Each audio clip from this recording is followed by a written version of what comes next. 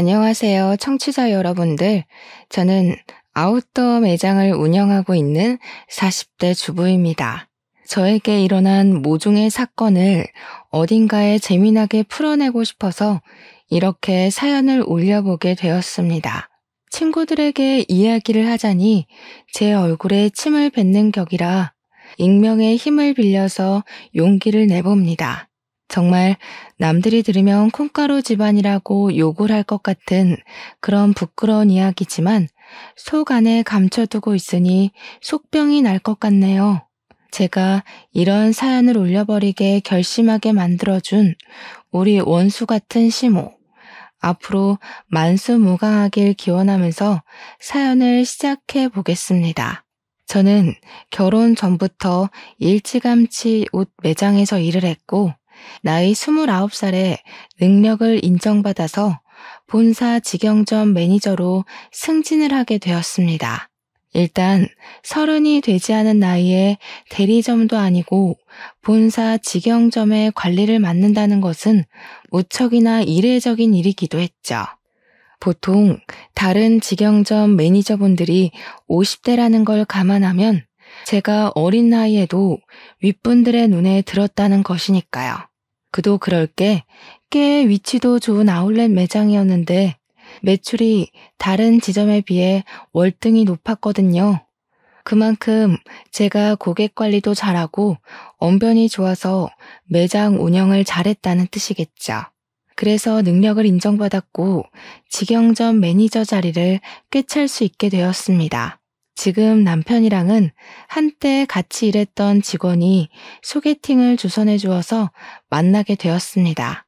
소개팅이라는 매개체로 잘 될 확률이 무척이나 적다고 하던데 저희는 대화가 잘 통했고 서로의 외적인 부분이 마음에 들었고 그래서 잘 이어지게 되었습니다. 연애를 하는 동안에 싸우는 일도 거의 없었고요. 취미도 비슷하고 생활 습관마저 비슷해서 운명의 상대를 여기서 찾았구나 하면서 지냈습니다. 밖에 나가서 몸을 사용하며 노는 것을 싫어했고 집에 콕 들어박혀서 공포영화를 보는 걸 좋아했고요. 오이는 냄새만 맡아도 둘 다 기겁을 했고 강아지보단 고양이를 더 좋아하는 성격까지 무척이나 비슷했어요. 그렇게 남편과 저는 연애를 3년이나 했고 나이가 차고 혼기가 다가오자 결혼을 하기로 약속했습니다. 그때까지만 해도 우리의 미래에는 꽃길만 가득할 거라 믿어 의심치 않았습니다.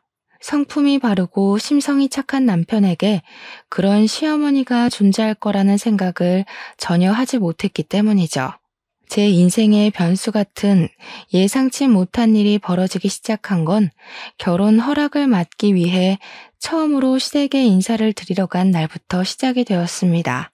남편에게 살짝 언지를 듣긴 했지만 시모의 성격이 그렇게까지 소위 말하는 대박인 사람일 줄 몰랐거든요. 안녕하세요 하고 처음 인사를 드리고 시댁 현관에 발을 들이밀자마자 시모가 딱 그러더라고요. 너는 오늘 손님으로 온 자리니까 손 하나 까딱하지 말고 있어라 하고요. 그 말이 무슨 뜻이겠어요? 오늘은 손님이니까 가만히 있더라도 다음부터는 아니니까 분주하게 움직여라 이 소리 아니겠나요? 더 대박인 건 남편보다 먼저 결혼한 남동생이 있었는데 그러니까 동서. 저한테는 동서되는 사람한테 이것저것 죄다 시키더라니까요. 네 형님 될 사람이 오니까 분주하게 일을 하라면서 동서한테 일일이 시키는데 시모는 손 하나 까딱 안 하고 옆에서 지시만 내리더라고요. 살얼음판 걷는 듯한 기분이 들고 속으로 와 이거 큰일 났다. 시집살이 대박으로 시키는 거 아닌가 하면서 눈치만 봤죠. 그런데 더 대박인 건 그런 시모에게 한마디도 지지 않는 동서였다는 거죠. 진짜 보통이 아닌 수준이다 하고 느꼈는데 이 기센 사람들 사이에서 나는 살아남을 수 있는 건가 싶었습니다. 시모가 동서한테 간이 싱겁다 하면 동서는 어머님 소금 주세요. 시모는 동서 째려보면서 거기 있다 하면 손이 안 닿아요. 고춧가루는요? 거기 있잖니. 계란도 좀 꺼내주시고요. 너는 손이 없어 발이 없어?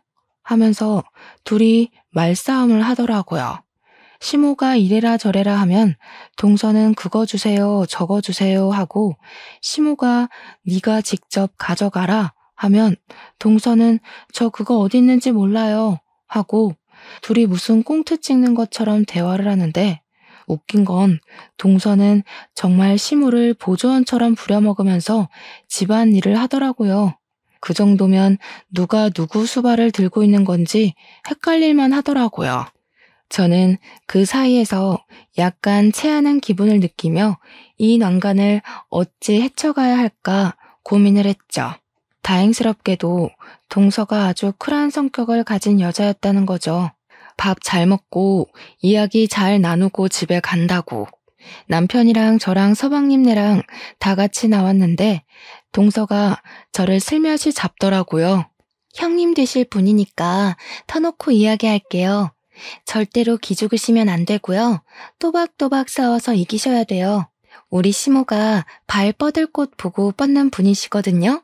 처음에 제가 비위 다 맞췄는데 그러다가 호구 잡혔어요. 한번 대판으로 싸운 다음에서야 저한테 뭐라고 안 하시거든요. 오늘은 형님 온다고 일부러 기세 보이고 싶다고 저러신 거고요. 평소에는 저한테 한마디도 못 하시거든요.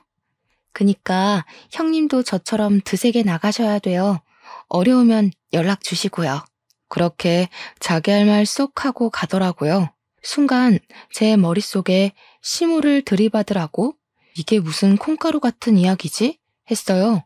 동서가 정말로 저를 걱정해서 말해주었던 진심이라는 걸 그때는 잘 몰랐죠.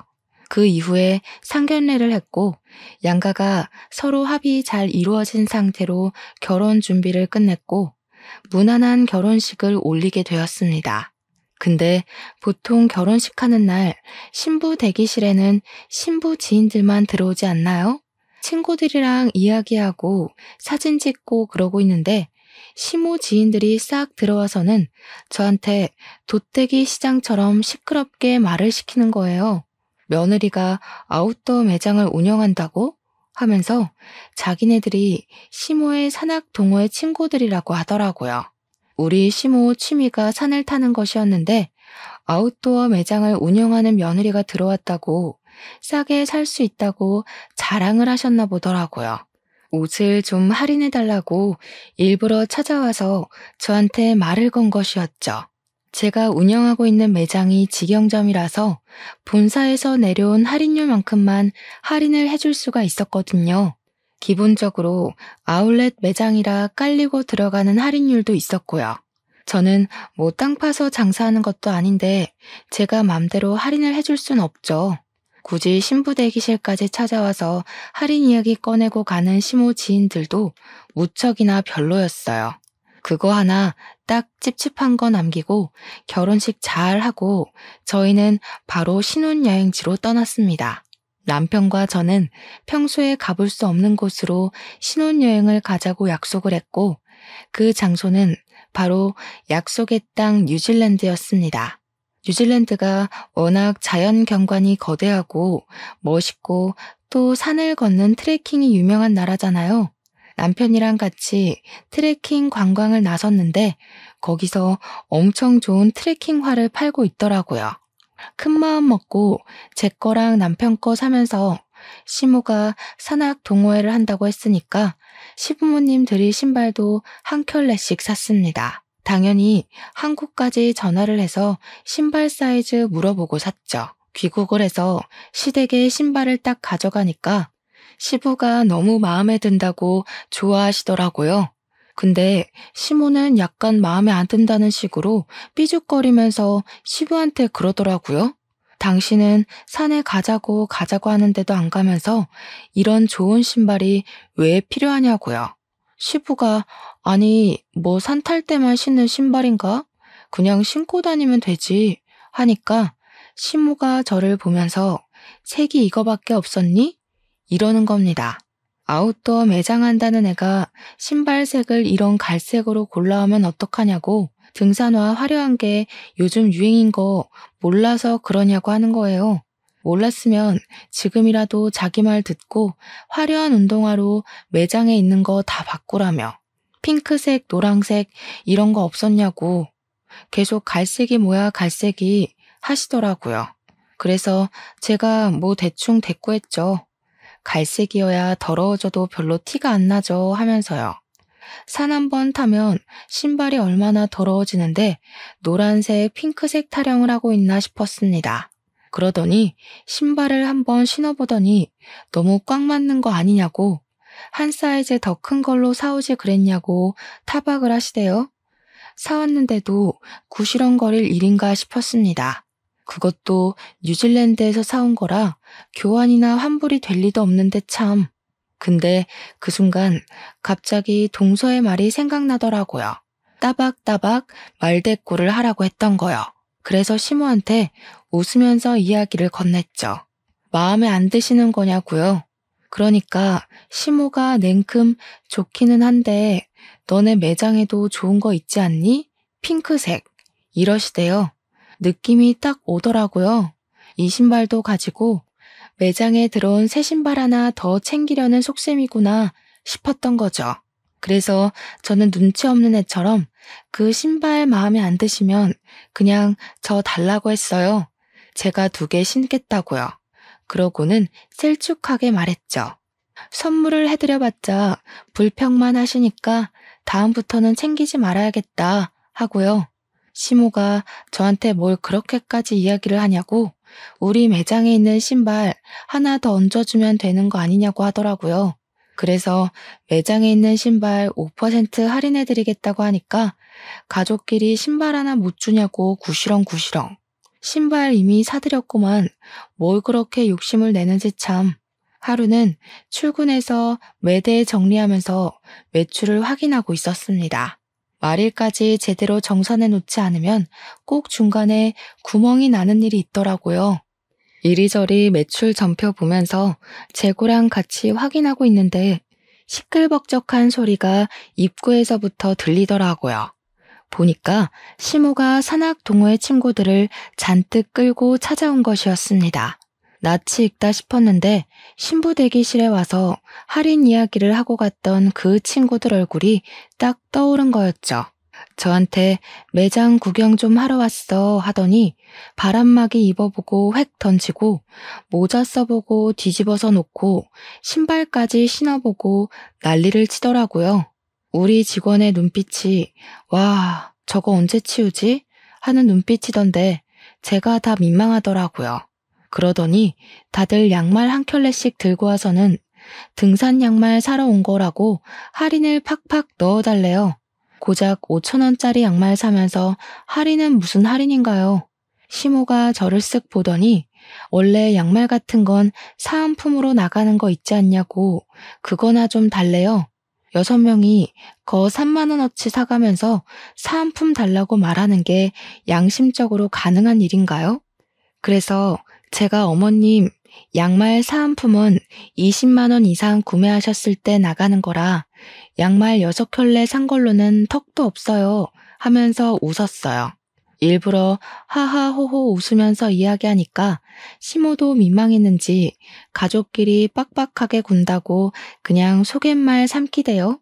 저도 땅 파서 장사하는 거 아니잖아요 하면서 시모 친구들 보면서 이해하시죠?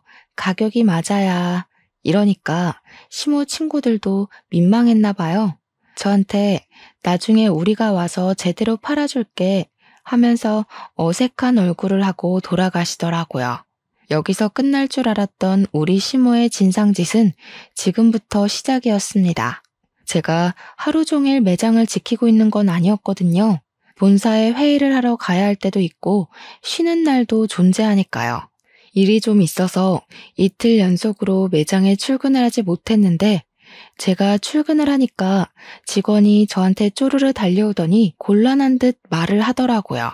무슨 일 있었냐고 진상 손님 왔었냐고 물어봤더니 반품이 들어왔는데 제 가족분인 것 같다고 조심스럽게 이야기를 하는 거예요. 내가 누구?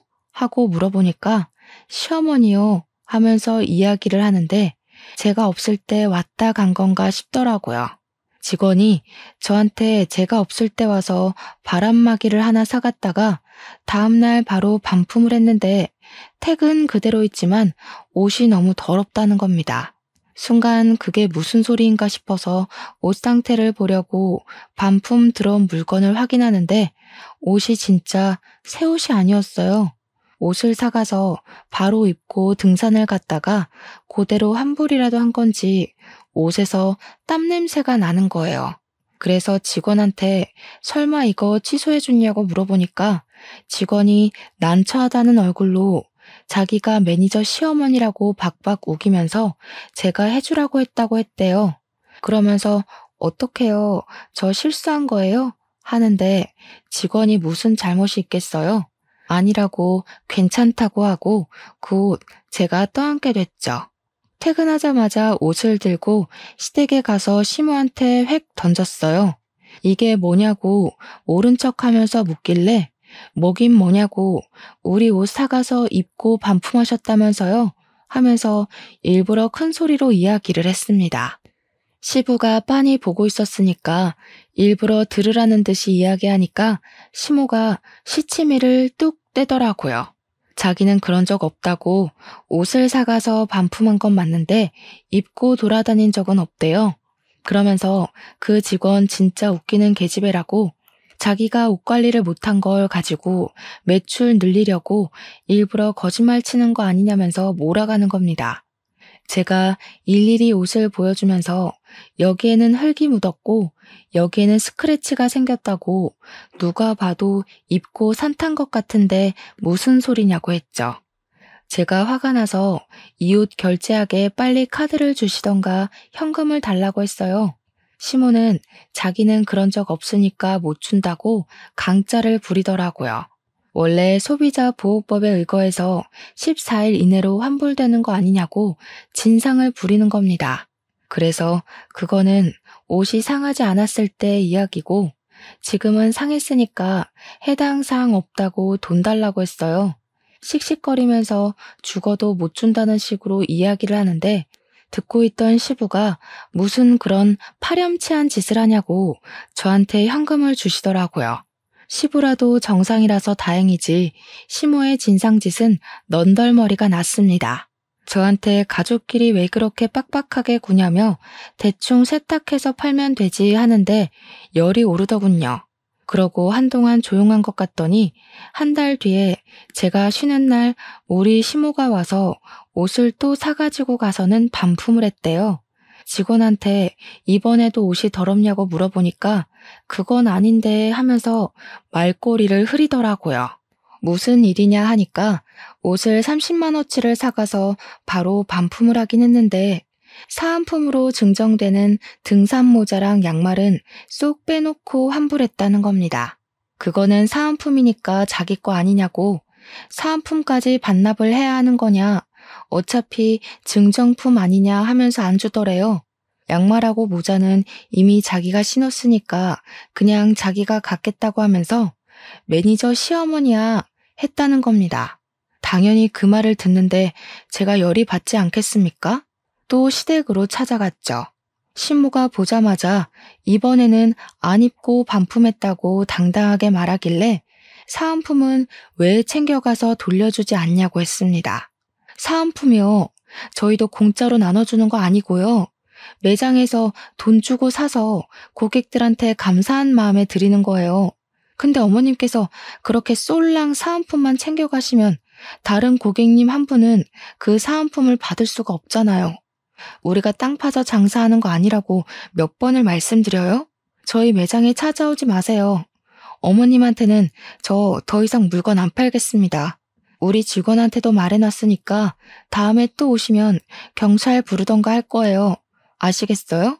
그렇게 이야기를 하니까 시모가 저한테 씩씩거리면서 너 내가 무서운 줄 모르고 막 나가는구나 하는 겁니다. 저도 참지 않고 버럭하면서 이야기를 했죠. 무섭긴 누가 무섭냐고요. 시모가 갑인 줄 알고 그러냐고.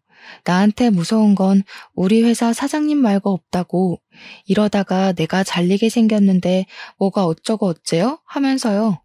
일부러 시모 자존심 상하라고 내가 시모 아들보다 돈 더 많이 번다고 고작 중소기업 과장이 나보다 더 능력이 있겠냐, 뭐가 있겠냐고요, 했죠. 시모도 지지 않고 저한테 지금 우리 아들 무시하냐고 소리를 지르길래 시모가 잘하면 내가 무시할 일이 뭐가 있겠냐고 맞받아쳤어요. 시모가 나한테 잘하면 나도 당연히 시모 아들한테 잘하지 않겠냐고 하니까 입만 삐죽이고 아무 말도 못하더라고요. 옆에서 보고 있던 시부가 저한테 말 잘했다고 시모한테는 왜 안 하던 짓을 자꾸 해서 며느리 쪽팔리게 만드냐고 한 소리 하셨어요. 시모가 시부를 보면서 이 집안에 자기 편은 하나도 없다고 밖에 나가서 자기 편 만들어 와야겠다고 하더라고요. 이걸 그냥 나만 알고 있어야 하나 고민을 하다가 결국 동서한테 전화를 걸어서 이야기를 했죠. 그러니까 동서가 엄청 잘한 거라고 그렇게 100번을 말해야 겨우겨우 알아듣는다고 하더라고요. 자기는 백화점 속옷 매장에서 일을 했었는데 결혼하고 얼마 되지 않아서 팬티를 사가서 입어놓고는 환불을 하러 왔대요. 동서가 입던 팬티는 환불 안 된다고 고래고래 소리치면서 이야기를 했더니 그제야 쪽팔린 줄 알고 돌아갔다고 했대요. 백화점 매장에 블랙 컨슈머로 등록까지 시키고 백화점에서 따로 관리 대상으로 분류하게 했더니 그제야 찾아오지 않더라며. 와, 너무 충격적이지 않나요? 입던 팬티를 환불하러 오는 게 말인지 방귀인지 상상 초월이었습니다. 그렇게 제 말을 잘 알아들은 줄 알았던 시모는 제가 쉬는 날 골라서 또 매장에 찾아왔더라고요.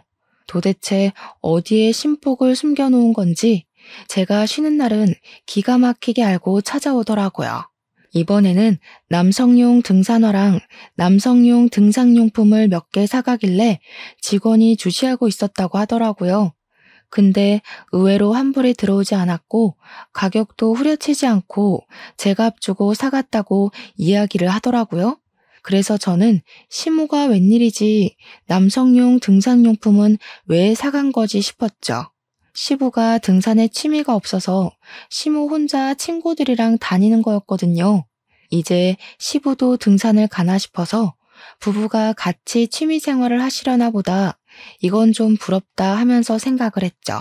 우리 남편이랑 저랑은 아무래도 시간이 잘 맞지 않아서 결혼 이후에는 취미 생활을 즐기지 못했거든요. 어차피 밖에 나가서 몸을 쓰는 취미 활동을 하는 것도 아니긴 해서 집에서 영화나 보고 게임이나 하고 하는 게 전부지만요.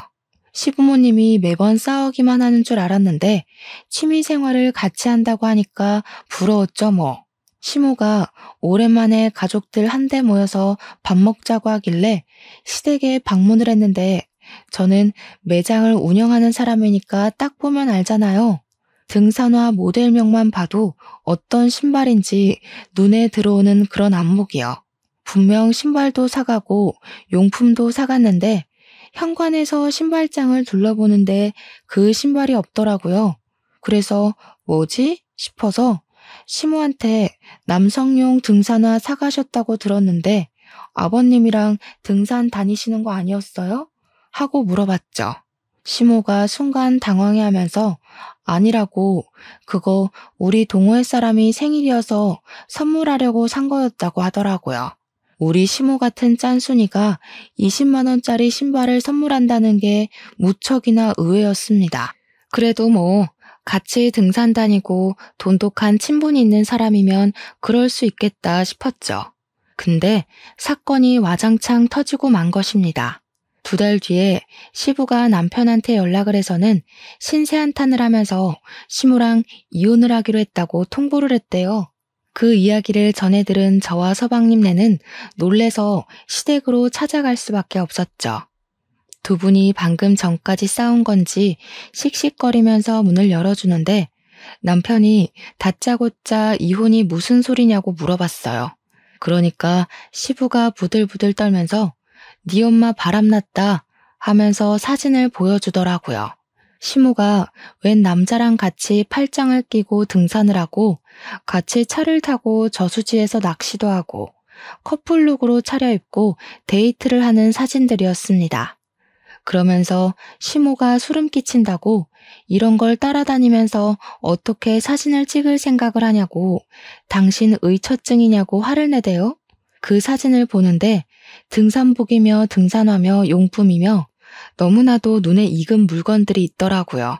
우리 매장에서 사갔던 그 용품들이며 옷이며 알고 보니 내연남한테 사주려고 반품도 안 하고 제값 주고 사간 것이었습니다. 제가 어이가 없어서 이거 다 저희 매장에서 사간 물건이네요 하니까 시모가 뭘 그런 걸 입 밖으로 꺼내냐면서 성질을 부리더라고요. 시부가 눈 돌아가지고 당신 미쳤냐고 며느리 매장에서 내연남 줄 선물을 사가? 이러더라고요.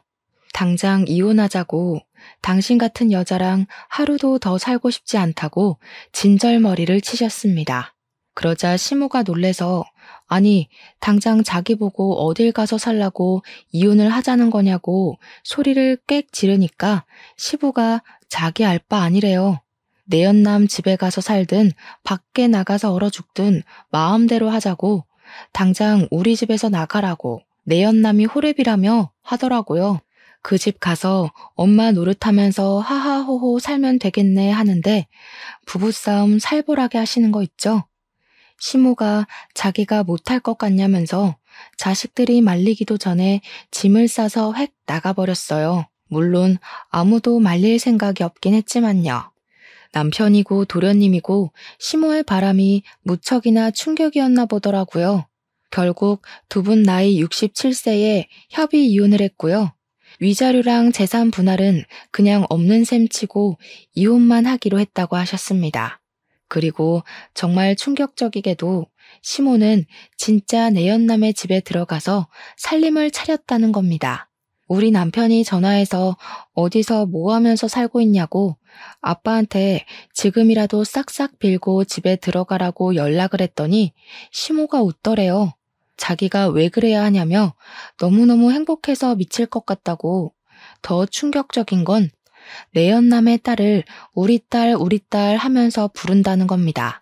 우리 딸이랑 데이트도 하고 딸 키우는 재미가 있다면서 너도 새아빠 한번 만나볼래?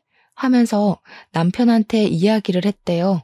남편이 식겁을 해가지고 누가 새아빠냐고 화를 내니까 자기랑 내연남이 결혼하면 너한테 새아빠 되는 거지 했대요.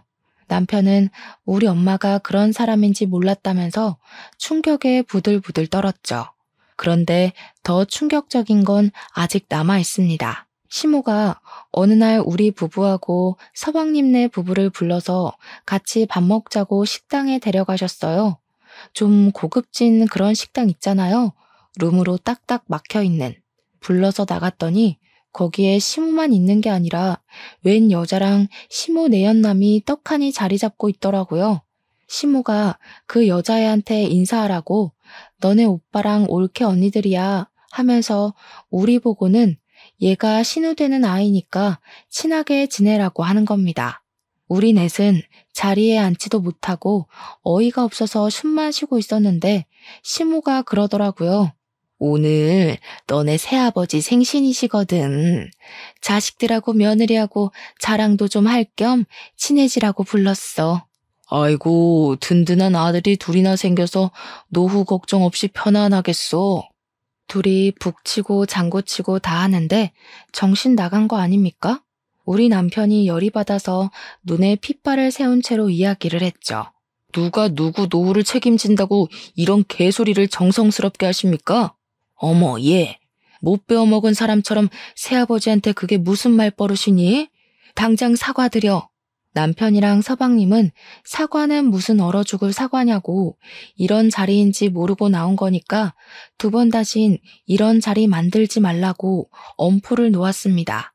한 번만 더 이런 경우 없는 짓 하면 신모고 나발이고 인연 끊겠다고 선언을 했죠. 뒤돌아서 나오는데 시모가 막 뛰어나오더라고요.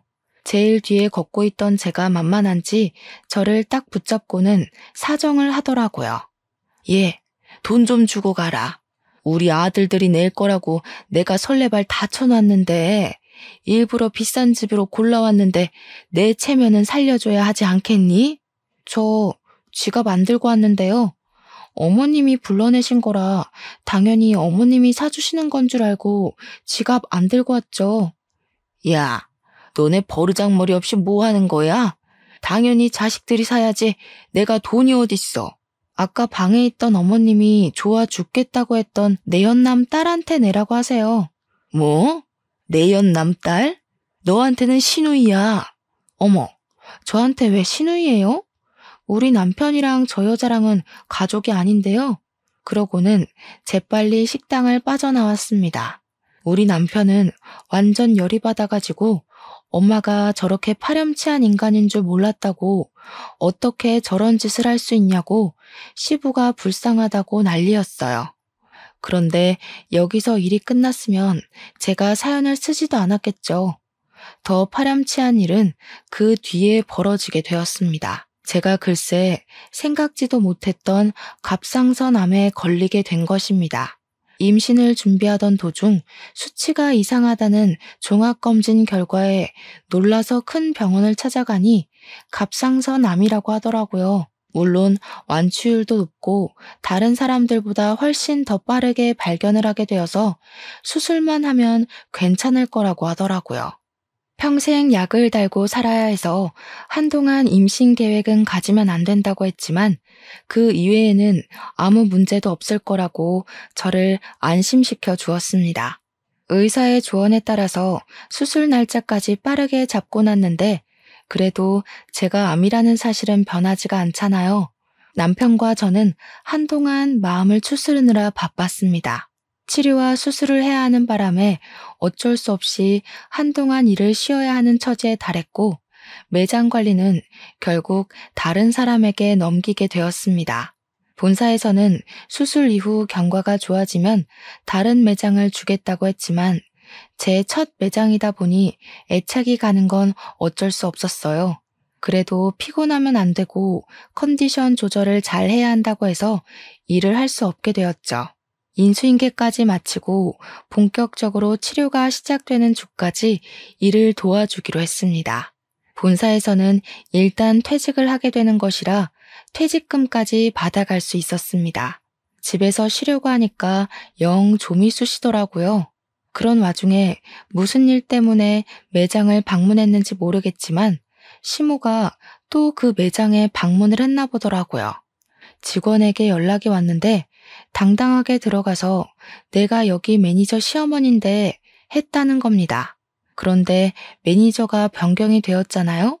새로 들어온 매니저가 저는 시어머니가 없는데요? 한 거죠. 시모가 놀래서 우리 며느리 어디 갔냐고 하니 직원이 모르셨냐고 몸이 안 좋아서 퇴직을 하셨다고 이야기를 한 겁니다.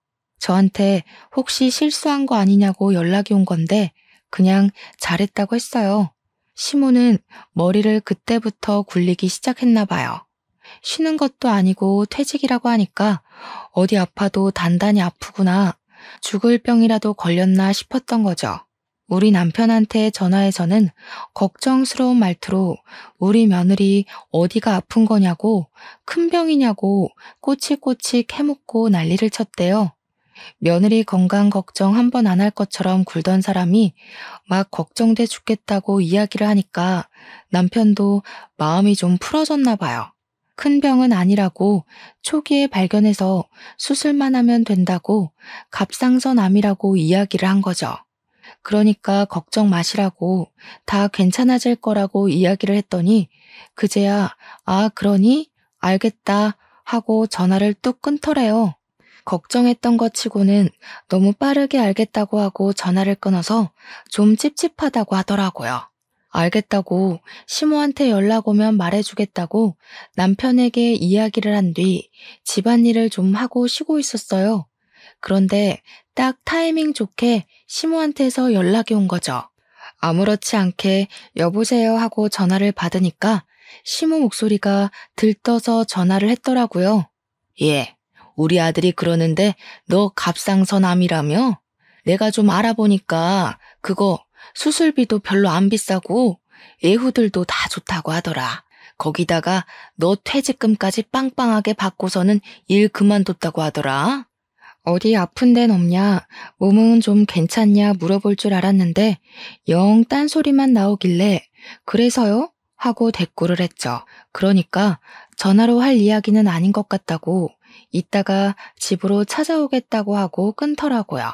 영 기분이 쎄해서 남편한테도 이야기를 하니까 퇴근하자마자 집으로 가겠다고 하더니 정말 날아왔는지 평소보다 일찍 왔더라고요. 남편이랑 집에서 저녁 먹고 쉬고 있는데 시모가 대뜸 집으로 찾아온 겁니다. 너 보험금 얼마나 왔어? 보험은 좀 들어놨지? 퇴직금은 얼마 받았니? 아픈 사람 붙잡고 웬 돈 이야기야? 아니, 어쩜 이렇게 타이밍이 좋니? 너네 새아버지가 사업을 하는데 자금이 콱 틀어막혀서 지금 위험하거든. 일단 그거 먼저 풀어야 해서 대충 1억 정도가 필요한데 우리 며느리가 근속기간도 길고 보험금도 받았을 거 아니니. 10년 넘게 일도 했으니까 퇴직금도 꽤 되고 보험 진단금 받은 거 합치면 1억은 될 것 같더라고. 그 돈 나 좀 빌려줘라. 내가 나중에 갚을 테니까. 아니, 제가 아파서 퇴직을 한 거고 암 때문에 받은 보험금을 지금 내연남한테 빌려주라고 하는 게 맞는 건가요? 이게 바로 정신 나간 소리 중에 제대로 정신 나간 소리 아니겠습니까? 저는 어이가 없어서 바로 시모한테 세게 들이박았습니다. 어머님, 혹시 머리에 소주 꽂으셨어요? 그랬더니 시모가 뭐가 어쩌고 어째? 하면서 저한테 큰 소리를 치시는 거예요. 지금 화를 낼 사람이 누군데 누가 누구한테 큰 소리를 냅니까? 머리에 소주 꽂은 것도 아닌데 어떻게 이런 생각을 하세요? 다른 것도 아니고 제가 암에 걸려서 투병을 시작했는데 보험금을 달라고요? 그것도 저한테는 생판남이나 다름없는 어머님 내연남 사업 자금을 위해서요? 예, 생판남은 무슨 남이니? 이 일만 해결하면 우리 결혼할 거야. 그럼 너한테도 새 시아버지가 되는 거 아니겠니? 어떻게 내연남이라고 할 수 있어? 어머님이 바람 피우신 건 맞잖아요. 지금도 어쨌든 호적 정리도 안 돼서 그냥 단순 동거남인 거고요. 그 나이 먹고 아픈 며느리한테 이런 말 하는 거 부끄럽지도 않으세요? 저 같으면 쪽팔려서라도 이런 부탁 못할 것 같아요. 제 말이 끝나기 무섭게 남편이 부들부들 떨더라고요. 시모한테 목소리 쫙 내리깔고 이야기를 하는데 처음 보는 남편의 모습이어서 너무나도 놀랬습니다. 섬뜩하리만치 목소리를 내는데 진짜 사신이 나타난 기분이었어요. 엄마, 나 진짜 엄마한테 너무나도 실망이 크다. 바람을 피웠다고 했을 때만 해도 아빠한테도 어느 정도 책임이나 잘못이 있을 거라고 생각했어. 아빠는 항상 돈을 번다고 바빴고 엄마는 외로움을 견디지 못하는 사람이었으니까. 근데 지금 생각해보니까 아니야. 그래, 아닌 것 같아. 예, 네 아버지가 나한테 관심이라도 줬으면 내가 바람을 피웠겠니? 그 인간은 나를 그냥 집 지키는 집 요정 정도로만 취급했다. 아니, 엄마는 그냥 탐욕스러운 사람인 거고 엄마만 생각하는 아주 이기적인 사람이었던 거야. 난 더 이상 엄마를 엄마라고 생각하지 않고 살 거야. 어떻게 우리 와이프 병원비를 아니 목숨값을 내놓으라고 당당하게 말을 할 수 있어? 이제 내 집에서 나가줘. 나한테 연락도 하지 말고 앞으로는 찾아오지도 마. 아니, 내가 먹고 튄다고 했니? 그거 갚겠다고 했잖아. 보증이라도 서줘? 공중이라도 설까? 나가라고. 꼴도 보기 싫다고 했잖아. 내가 엄마 자식이라는 게 부끄럽다니까? 남편이 시모를 향해서 소리를 꽥 지르면서 눈에 핏발을 세우고 이야기를 했습니다. 생전 소리 한번 지르지 않던 아들이 자기를 향해서 소리를 지르니까 시모가 많이 놀란 것 같더라고요. 아니, 왜 소리를 지르고 그러냐면서 자기도 이제 너를 자식으로 생각 안 하고 살 거라고 괜히 자존심을 부렸어요. 더럽고 치사하다고 끝까지 구시렁거리면서 집 밖으로 나가더라고요. 남편은 그날 혼자 화장실에 틀어박혀서 나오질 않더라고요. 저한테 보여주기 부끄러운 모습이었는지 제가 잠자리에 들고 나서야 나와서 자더라고요. 조금 울었는지 다음날 눈이 부어있던데 저도 남편이 얼마나 수치스럽고 화가 날지 가늠이 돼서 더 이상 말을 꺼내지 않았습니다. 아무리 그래도 친모가 그런 식으로까지 나올 거라고는 생각도 못했겠죠. 옆에서 지켜보는 저도 사람이 아니다 싶었는데 친모를 바라보는 우리 남편은 얼마나 속이 터졌을까요? 저는 말없이 남편 옆을 지키면서 힘이 되어주기로 했죠. 제가 암과 싸우면서 남편이 제 옆을 지켜주기로 한 것처럼요. 그리고 며칠 뒤에 동서에게서 연락이 왔습니다. 형님, 시모가 1억을 빌려달라고 저한테 찾아왔던데 형님한테도 그랬어요? 그거 빌려준 거 아니지? 어쩜 그 부탁을 동서한테까지 찾아가서 했대?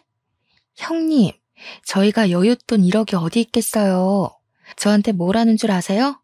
형님 암보험금이랑 퇴직금 달라고 했더니 2년을 끊자고 했다면서 형님이랑 아주버님이랑 아주 쌍으로 못된 것들이라고 당당하게 이야기를 하시더라고요.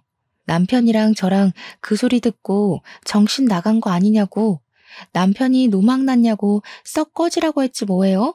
우리 남편은 앞으로 얼굴 안 보고 살 거라고 연락도 하지 말고 찾아오지도 말라고 했어. 동선에는 우리도 똑같아요. 이미 아주버님이 남편한테 미리 이야기를 했었나 봐요. 돈 빌려달라고 찾아오면 집에 들이지도 말고 쫓아내라고요. 우리 남편이 아주버님 말이라면 껌뻑 죽잖아요. 집에 들어오지도 못하고 쫓겨나셨어요. 저는 동서한테 그래 다행이다, 잘했어 하고 칭찬을 해줬습니다. 우리 부부는 시모를 없는 사람이다 생각하고 지내기로 했다고 동선에도 그렇게 하라고 전했죠. 그러니까 동서가 마지막으로 딱 그 말을 하대요. 사람이 욕심부리고 이기적으로 굴면서 자기 생각만 하고 살 때 알아봤어야 했다고요. 그렇게 통화를 마무리하고 나서 저도 마음을 완벽하게 비웠습니다. 그 뒤로 한동안 조용했던 일상을 보내고 수술을 받고 회복을 하던 와중이었습니다. 수술 후 2개월이 지나기도 했고 오랜만에 시부한테 반찬이나 가져다 드리려고 보자기에 반찬통을 싸서 시댁에 찾아갔어요.